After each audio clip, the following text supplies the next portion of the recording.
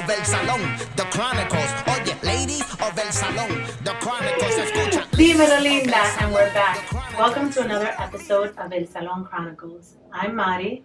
I'm Jane. I'm Suli. And I'm Liz. Hey, everybody. In honor of the 1-year anniversary of Lisandro Guzman Feliz, cariñosamente Jr., we have a special guest. I'm Genesis. Welcome. Thank you for coming, Genesis. Thank you. So, Genesis, you are Junior's sister. Yeah. Older sister. Not by that much, but Yeah. Okay. But you're beautiful, by the way. thank you. Yes. So, I think I can speak for most of the ladies, or all of the ladies of El Salon, that on this day last year, we all cried with you. Mm. And for the last year, we've mourned with you. And we want to extend our deepest and most sincere condolences to you and your family. How has this year been? It's been a weird year. I feel like everything has just changed completely. Like I look back at my old photos and I'm just like, wow, I was in such we were all in such a different place in our lives. And then we just can't go back to that. There's no way. So it's kind of hard for me to take that in, but this whole year has been me trying to do that. Exactly. And how has that affected the relationship in your family, your relationship with your mother, your brother? I don't think it has changed all that much. I think we're still okay with ourselves and like just with the family in general. I think we're okay. But we all do feel like there's always something missing when we all come together. It's just like, oh, I wish Junior was here. Like, if Junior was here, like, it would make everything so much better. And, like, he's just, like, a missing piece of the puzzle. Is that because he was like a ball of energy? He was always like laughing. I mean, from the videos that we've seen, that you guys have shared with us, or with everyone, he always just seemed like he was in a good mood, and he was always like the little jokester and such a free spirit. Yeah, he was. He was like the life of the party. Yeah. Whenever it's like they would always be like, "Oh, my Junior!" Like even when I took him somewhere with me sometimes, and he met my friends, the next time I would come and he's not there, they're like, "Oh, where's your little brother? Like, why is he in here? Like, he's so cool. He's so funny." Right. It's cute. That's so cute. Cute. There's been a lot of media attention over everything that happened. Have you and your mother or your brothers been able to grieve the actual loss? There's been a lot of, and I know that the case is still not over and all that, but there's just been a lot of activity. And so I just wonder, it's been a year, and usually it takes a long time, the bereavement process, to process the loss and all of that. Sometimes when there's so much happening, it's difficult to do that. Can you talk to us a little bit about how that has been for you guys? Have you been able to, have that cry and sit there and mourn the loss and separate that from the anger and all the other emotions that go along with it? Yeah, we've definitely had the time to do that. Especially me and my mom. Like, because, even though we get a lot of, like, support from people online and just people in general, we still have to go home and be by ourselves. And, Right. My mom's house is like surrounded, just like full of pictures of Junior. So it's like everywhere you turn, it's Like just a his wallpaper. face. Yeah, he's a giant Great. wallpaper. It's all over the house. Even in my room, I have pictures of him That's up and beautiful. stuff. So he's just like in our mind the whole day, and sometimes it does take a toll on us at home. So due to the nature and the nature of his death, the violence, how can you bring us back to that day, that what occurred? We missed Junior, and I know that it was more than his death. He was more than his death. But bringing him here and putting it out there, can you bring us to that day on those occurrences? I'm like talking about that day. I really. It's very difficult. Yeah. It's very difficult, and it's expected. Yeah. It's even difficult to even ask the question. While I ask you that question, I get goosebumps. No, it's because when, like, even just you just mentioning that your sentence just like brings like all these pictures back in my head. Exactly. And it must be difficult because his, what happened, the tragedy, is so memorialized. because people pass and you get to mourn and you get to move on.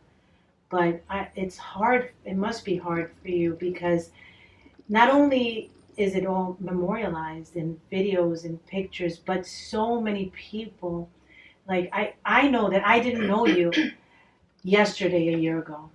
Yeah. And for this last year, your family, I pray for them. We talked every day about you guys. Every day. And it felt like we knew you. So I'm sure that we're not the only ones that feel that. How? No, yeah. Actually, majority of the people that reach out to me, like especially on Instagram, because that's where like I gained the most followers after that.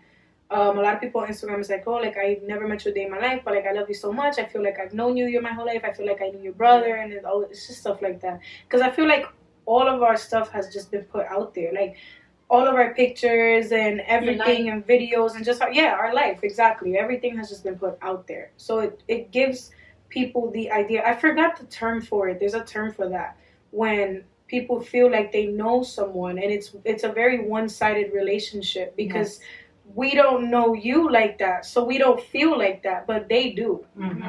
Yeah, that's true. Can you talk to us a little bit, since you talk about that, what your personal journey has been like? Not necessarily that day, but if you can pick up from as early as you feel comfortable with in terms of finding out, and then, the wake, the funeral got you to where you are today, where you're back at work, you're thriving, you're laughing, you're smiling, and just the stuff in between. Because I think that in our culture, in the Hispanic culture, sometimes we tend to put things under the rug and not deal with them. And, in some families, kids aren't allowed to go to the wake or the funeral because, él no puede ver esa persona, or whatever. And I think that that's a healthy process in terms of being able to get to the other side. And I think that people sometimes confuse that with, oh, you're forgetting the person or you're not mourning appropriately. So there's a lot of backlash because mourning is very different for everybody and it's a very personal thing. Can you walk us through that process a little bit, how it was for you? Now that you said that, I hope about the thing about putting everything under the rug, I was afraid of doing that because I didn't want to do that. I didn't want to bottle up my emotions and then not deal with them correctly. But it's been hard for me. I had never even lost anybody before. I never lost a friend. It never happened to me. So this was the first one, and for it to be this tragic and this big and so close to me too, because me and Junior were like unideo. Yeah. So it was just like, what am I supposed to do now? Like, we even shared a room together. We were just... As we all did. Like a good Dominican. Like a good Dominican. Ya se que cuarto separado. Mira, what's that? Literally. And it's not even my mess. It's his mess. I'm like, why are you throwing your socks on the floor? He's like, shut up. Stop complaining. Actually, interesting. I'm going to shift gears a little bit here, and I'm going to ask you if there are 3 things about Junior that you can share with everyone, something that you want the world to know, that it's and it doesn't have to be personal if you don't want it to be, but something that, because we all know everyone is connected with you and because of the tragedy that happened, but something good, something enlightening about him. I feel like whatever I want to say about him, without anything that comes up to my head, people already know because of the pictures and the videos that he was funny and that he was just like such a light and had so much energy. Like, that's something that everybody knows. He was just somebody that everybody wanted to be around. Like, he was never a bother to... There is not a single person that you can go to that knew him and will tell you, I don't like him, or I don't like this about him. Like, there's just nothing. They'll be like, oh, Junior, like, he's great. Like, like, what was the regular routine for him? Like, he's like a young kid. He would get up in the morning. Was he annoying? Like, oh, my God. Like, a pain in the butt little brother. I'm gonna just put it like this. Whenever he wanted something, I knew he wanted something because he'll be like, Hennessy, Hennessy, Hennessy, Hennessy, Hennessy. And then the person next to me, he's like, yo, she's ignoring me. Can you call her? And they're like, bro, I'm not going to call her. She's not going to listen to me either. He's like, Hennessy. He's like, Hennessy, why are you ignoring me? And I'm like, what do you want? And he's like, can you get me water? He's like annoying me for like 10 minutes straight. And I'm like this. I'm ignoring him. I'm on my phone and I'm just like, can you shut Yeah. And like I said, the socks, throwing the socks on the floor when he went to sleep. I would clean the room and I would find socks behind the bed, behind his monitor. Like a good 13, 15-year-old. Yeah, like a good one. But to answer your question. Yeah, I was going to go back because you interrupted me. She didn't get to answer my question. No. I got his But thank you. If you're paying attention, that was a test. Oh, wow. I passed. Okay, Yes. I got 100. Yes. No, but yeah, to answer your question, that has been so weird I think it's been really strange. Like I said, I've never been through like that before. So I was afraid of throwing everything just like under the rug and just not dealing with it because I didn't want to do that to myself. I knew I was going to hurt myself that way. So I feel like at first I like didn't do anything. I was just in bed. I took like a whole month off of work. I didn't even listen to music for like the first 2 weeks. I didn't want to hear anything. I just wanted to sleep. Then I thought maybe I should keep myself occupied. But then I made myself too busy and I got 2 jobs and I was going to school and I was trying to do this and that. And it was just like I never had time for anything. Then that's when I went into like this really dark place, like around December. Like around November, December, right after his birthday, I just went into this really dark place where I wasn't doing anything. I had lost my job. I stopped going to school. I would stay up all night. I would sleep until 8 p.m. I wouldn't even eat. I'd probably eat once a day. And it was just really bad. And now is when I'm starting to like dig myself out of that hole.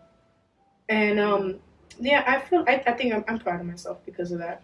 Yes. I gotta give myself credit. You do. That's amazing. Not a lot of people can do that, and I think you took the exact steps that you needed to take. You mourned.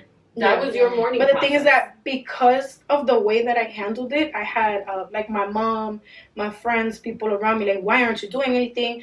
You have to do this, or you have to take advantage of your following on Instagram, or you have to go to school, go back to school, do this, do that, go get a job. And it's just like, I don't want to do anything right now. Right. Leave me alone. Right. I don't It's hard. It's hard for you because it just the fact that in some families people pass and it's only your family that knows that. But in your family, your brother passed and the whole world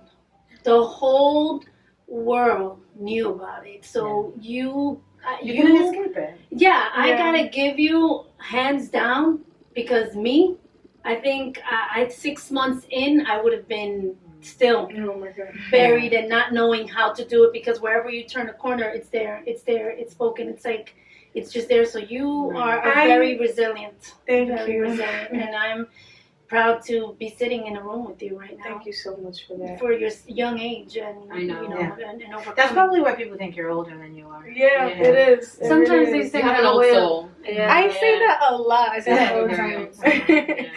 old soul. Did you ever seek any professional help? You or your mom? No. My mom does. My mom does go to Good for therapy. her. She doesn't always go. She goes when she really feels like she needs it. Okay, good for her. I haven't gone. A lot of my friends and people around me have said that I should go just because it's it might be good for me. But I just never really looked into it that much. It wasn't that important to me. Okay. So this is my fault in my career, but I would be remiss if I didn't say, there is a lot of help, and I say to you and I say to anybody who suffered a loss, even if you're just sitting in the room and just being able to speak with an objective party, somebody who has no connection or anything like that. I think that just like Jay said, it's amazing, and I am also very proud of you to have gotten into that hole and be able to pull yourself out. It definitely shows the strength and the fortitude that you have. The problem with loss and trauma and bereavement is that sometimes it pops in when you least expect it. Yes, it does. And oh my God. When the case is over and it's adjudicated and all is done and the supports will still be there and all that, and you may be doing something out of the blue and it'll come knocking at your door. And if you're not prepared to deal with it, it'll knock you on your ass. Yeah, it's So I say that only to say that I'm glad that you are where you are, and I think that your resiliency will get you through some darker days because it comes in waves. you know. But the help is out there, and there are resources, and we can definitely put some on our show notes. And if you ever, need, I'm gonna text away and get you resources. Well, you get a free one right here. Oh, absolutely. Free consultation. Absolutely, Yes. absolutely. Yes, Only they can get very because pricey. yeah, no, absolutely. That I offer you for free. Because it is important, and again, it's part of our culture that my mother doesn't know what I do for a living. ¿Qué es lo que tú haces, muchacha? And it's not something that's widely known in our culture Or accepted. Or accepted, exactly. Yeah. Because you're crazy if you're going, Yeah. and you have a lot of great supports, and I think that's wonderful. But there's a difference between a friend and a professional. So I just put that out there, not to belabor the point. Well, speaking of support, you have attracted the attention of many people. Yes. And I see why. Because you are, there's something about you. I look at your pictures and you could be a model. Yeah. When you speak, you could be a spokesperson. And then you're the girl next door as well. So, I see why people are drawn to you. But how's that going? That's because There's an air of my humility. heart is just like You're extremely articulate, and there's an Yes. air of humility about you that is so attractive. No, but We'll take the fee that you're gonna pay us for saying all those good things about you now. I saw you at, I think it was Rihanna's ball. Did you go to the that? Diamond Ball. The Diamond Ball. You looked gorgeous. I just saw a picture of you. I don't know what it was for, but I thought it was a model. I mean, you look like a model. You have red lips, and you just. I think you're just. It's just your face. I have it on my page. Yeah, well, that's I your have like profile. around 3 pictures. So, like, are you doing something with that? Like, what's? I don't. You know what's so funny too, that I've never been into pictures. I'm very camera shy. Like, I hate pictures. That's why I'm not in a lot of the family photos, because they're like, come take a picture, and I'm like, no. I take the picture for you. I'll do that, but I'm not taking the picture. No, but yeah. So this makeup artist, I did my makeup for prom literally like 2 weeks before everything happened. She spoke to me again, and she was like, hey, like, I'm coming out with a makeup line, and I want you to be the face of it. Like, I want you to be my model for my classes. I want you to travel with me. And just basically, like, she wants me to be her model for her line and her makeup. Awesome. Mm-hmm. So I just started working with her, and I've been getting more comfortable behind a camera now. So I might think about it, but I'm not sure. Nice. You have a lot of avenues to go through. What would your brother say about this right now? Oh my god, he'd be so excited. Yeah. He's like, yo, my sister's famous. Because he wasn't camera shy. Nope. Nope. Right? No, he was like, I'm cute. Gorgeous. I love that picture. So seeing as you've, turned the page a little bit from the tragedy, you're turning it into something positive for yourself, still honoring Junior and everything that he meant to you and your family, and you're choosing, because it's a choice at times, right, to get yourself up every morning and pull yourself out of your bootstraps and do all these wonderful things, and to laugh and to smile. How has that been with you and your family? Because mourning is, with the old school folks, sometimes it's a... Yeah, I definitely feel like it comes easier to me than it does to the rest of the family. It definitely comes. I don't know what it is. I've just always been like that. So it just comes easier to me than it would to my mom or like my dad. But I think everybody's pretty okay. But I'm sure they're happy to see you pull together. No, yeah, My mom is okay. I mean, they're a child, and of course, as a parent, it's different than a sibling. Because they Completely. you never see yourself, not seeing your child anymore. That's for them. You're supposed to. Yeah, they expect for the kids to bury the parents. Right. Yeah. But I'm pretty sure that they're happy to see you moving forward and doing all the extra activities that you're doing and staying positive. Ladies of El Salon, the Chronicles. Oye, ladies of El Salon, the Chronicles.